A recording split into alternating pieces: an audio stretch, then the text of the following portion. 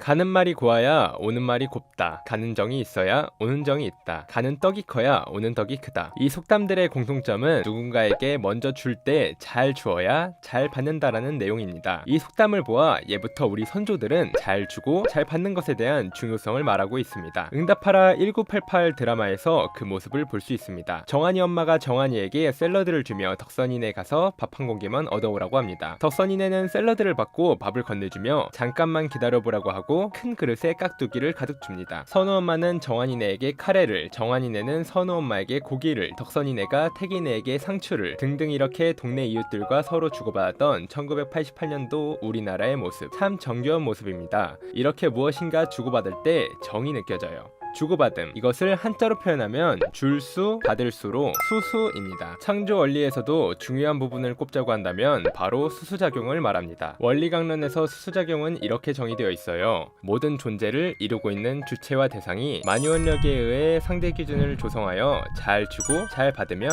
여기에서 그 존재를 위한 모든 힘, 즉 생존과 번식과 작용들을 위한 힘이 발생한다. 이러한 과정들을 통하여 힘을 발생케 하는 작용을 수수작용이라고 한다. 혹시 여러분 주체, 대상, 상대 기준 등 단어를 듣자마자 도대체 무슨 말이야? 하고 막히시나요? 오늘은 여러분들에게 아주 쉽게 설명해 드리도록 하겠습니다. 주체는 쉽게 말해서 무언가 주는 입장이며 대상은 받는 입장에 있는 것을 말합니다. 학교에서 선생님은 교육을 해주시고 학생들은 교육을 받는 대상입니다. 또 가정에서 사랑을 주는 주체의 입장은 부모님, 사랑의 대상은 자녀입니다. 교회에서는 어떨까요? 주체는 말씀을 알려주시는 성화 교사님들이고 대상은 성화 학생들입니다. 이렇듯 주체와 대상에는 무엇인가 주고받는 것이 생기게 됩니다. 주체와 대상은 사람과 자연만물 사이에서도 표현할 수 있어요. 반려견을 키우는 주인이 사료를 주거나 사랑을 줄 때 주체가 되며 반려견은 대상이 됩니다. 식물을 키우고 있다면 키우는 주인은 주체, 물과 사랑을 받는 식물은 대상입니다. 사람과 사물도 주체와 대상이 될 수 있습니다. 여러분이 공부할 때 연필을 사용한다면 연필의 주체는 여러분이고 대상은 연필입니다. 이렇듯 주체와 대상은 어디에서나 발견할 수 있습니다. 어떤 학생은 주체가 권위가 있거나 지위적으로 높은 사람이라고 생각하기도 하는데요. 사실 주체는 상황에 따라 바뀌게 됩니다. 가정에서 사랑의 대상인 자녀들이 때로는 부모님의 결혼기념일이나 어버이날 또는 특별한 날이 아니더라도 부모님에게 효도를 했을 때 부모님은 사랑을 느끼실 겁니다. 이럴 때 자녀는 사랑의 주체, 부모는 사랑의 대상이 됩니다. 학교에서는 교육의 주체는 선생님입니다. 그런데 때로는 학생을 통해 선생님이 배우게 될 때도 있지요. 무엇인가 성취하기 위해 누구보다도 노력하고 성실하게 열심히 하는 모습을 보며 선생님은 우리 아이들이 너무 예쁘다 하고 감동을 받고 배우게 됩니다. 교회에서도 그렇습니다. 성화교사들이 때로는 성화학생들을 보고 배웁니다. 어떤 선생님은 이렇게 말했어요. 성화학생은 성화교사의 교사다라고요. 성화학생이 하늘 부모님을 더 사랑하고 참 부모님을 닮아가기 위해 성장하는 성화학생의 모습을 보면서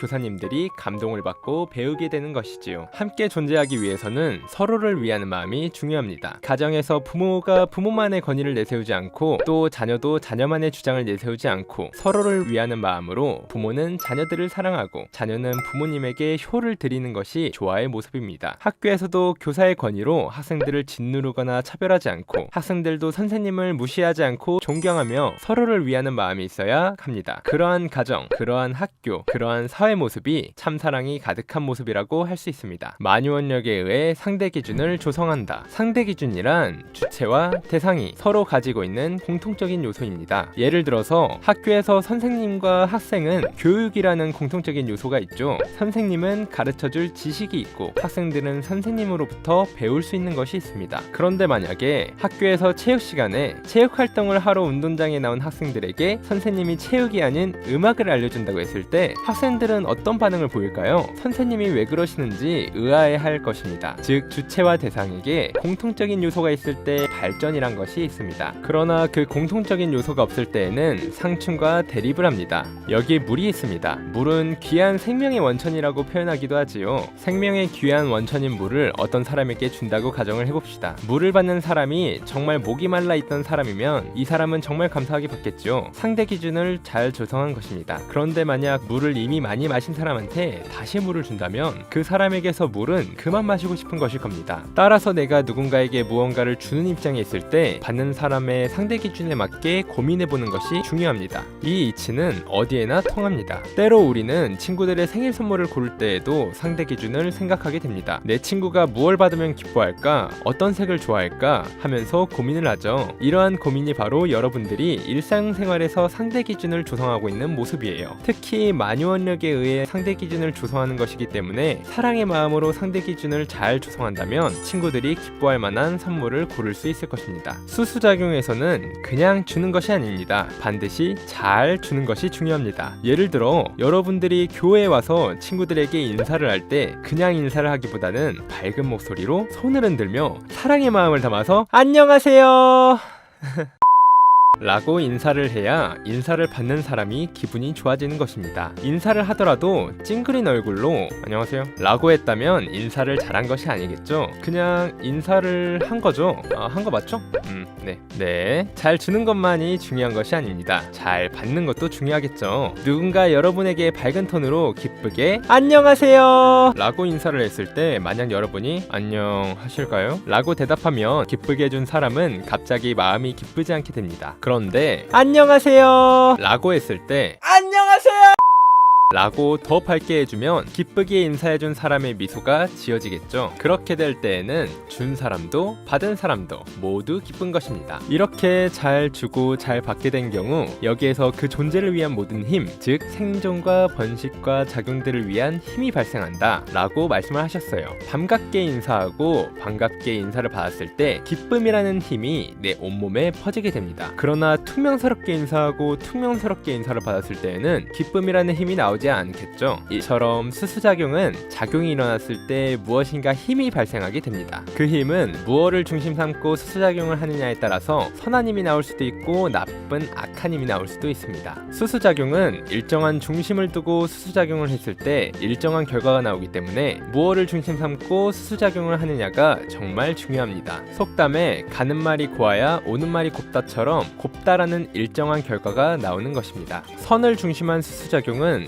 선의 결과가 나오게 됩니다. 하늘 부모님을 중심하고 기쁜 마음으로 상대를 사랑하고자 수수작용을 했을 때에는 그 결과도 하늘 부모님이 중심한 기쁜 결과가 나오게 됩니다. 우리가 친구들과 만나고 이야기할 때에도 하늘 부모님을 중심하고 선한 수수작용을 했을 때 위하는 마음이 중심되기 때문에 친구들과의 사이도 원만하게 형성될 것입니다. 그러나 선을 중심한 수수작용이 아니라 누군가를 험담하고 미움에서 비롯된 마음을 중심으로 수수작용을 계속하는 사람은 결국 주위의 사람들도 떠나고 원만한 인간관계가 어렵게 되는 것입니다. 수수작용, 주고받는 작용. 이 말은 일상생활에서는 잘 쓰이지 않습니다. 하지만 일상생활에서 수수작용은 매 순간 일어나고 있습니다. 사람을 만날 때에도, 동물들과 소통할 때에도, 또 내가 나 자신과 이야기할 때에도 수수작용은 일어납니다. 오늘부터 한번 시작해볼까요? 하늘 부모님의 참 사랑인 만유원력의 힘을 가지고 다른 사람들을 만날 때 먼저 잘 주고 또 받을 때에도 잘 받아서 선한 힘을 가지고 살아가는 여러분이 되셨으면 좋겠습니다.